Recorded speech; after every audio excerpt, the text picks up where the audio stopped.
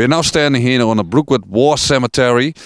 Beautiful weather, really quiet, extraordinary place. Frank Baldwin, what you can tell about this cemetery? Well, this is Brookwood Military Cemetery. It is one of the largest military cemeteries in the United Kingdom.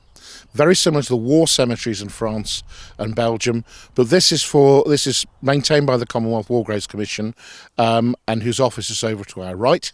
But this cemetery here is typical of and I'd just like to talk about first of all about how the cemetery works.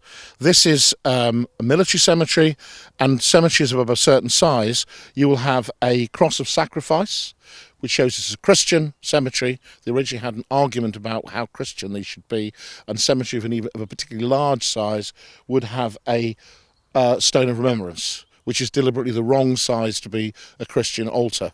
That has on the words on it the words "They liveth evermore," which is words by Rudyard Kipling. All the stones here are designed to the same style, because they were done from the First World War, when it was decided that all soldiers should have a grave, everybody should be remembered. The stones should be as similar as possible, so they would all be, regardless of rank, you will have the same headstone. So if you look around us here, we have a series of privates, then we have majors and captains and colonels. They have the same headstone. But the other principle was, as many as possible of the dead would all be buried close to where they fell, which is why we have so many cemeteries all the way across the world. But this one is in England. This one's quite a special one, because you have people who died here and died here particularly from different countries. This is the Canadian plot, and you've got here around us, we have the graves of the men who fell at Dieppe, which is also part of the story of the liberation of Europe. These men here did not die in France. They're the men who died on the way back, or died of wounds received at Dieppe. And so we see beside all of the regiments where their comrades may lie in the war cemetery in Dieppe. One of the other features of these cemeteries, you'll see all of these have got flowers in front of them, and the flowers, it is conscious design that in front of each grave is a rose. And the idea is the shadow of England's national flower. I know we now conflate England with the United Kingdom, but the shadow of England's national flower should pass over every grave. Frank, you tell the story about this cemetery. What is so special about these graves? Can you tell something more about that? Well, these men here are soldiers from the infantry of the 2nd Canadian Infantry Division. These men died on the way back from Dieppe. Their comrades also lie in Dieppe War Cemetery in outside Dieppe itself. But if you want to look at a very painful and poignant expression of D-Day, of the Remembrance Trails, is that their comrades, there are about placed the same regiments, the same cap badges at Dieppe.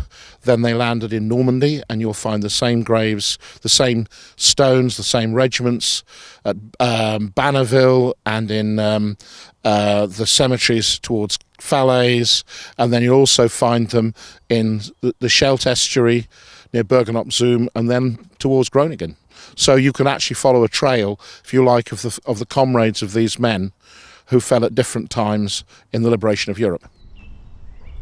This monument bears the names of 3,500 missing soldiers. And Frank, can you tell something about this unique monument?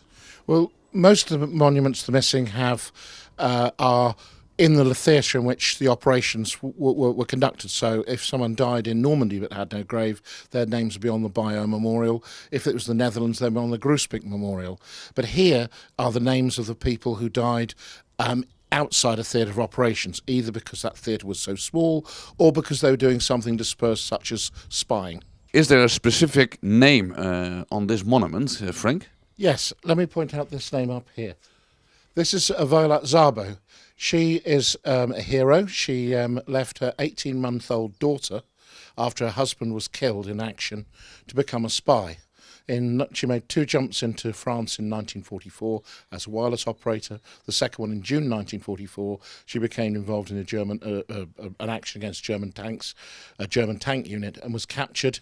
She was tortured and shot by the Germans in January 1945.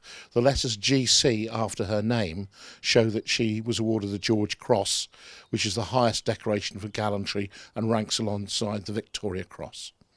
And that's why we are on tour, to keep these stories alive. And when we visit the graves of the soldiers who are lying here on this cemetery, we need to tell their stories, to keep the memories of the Second World War alive.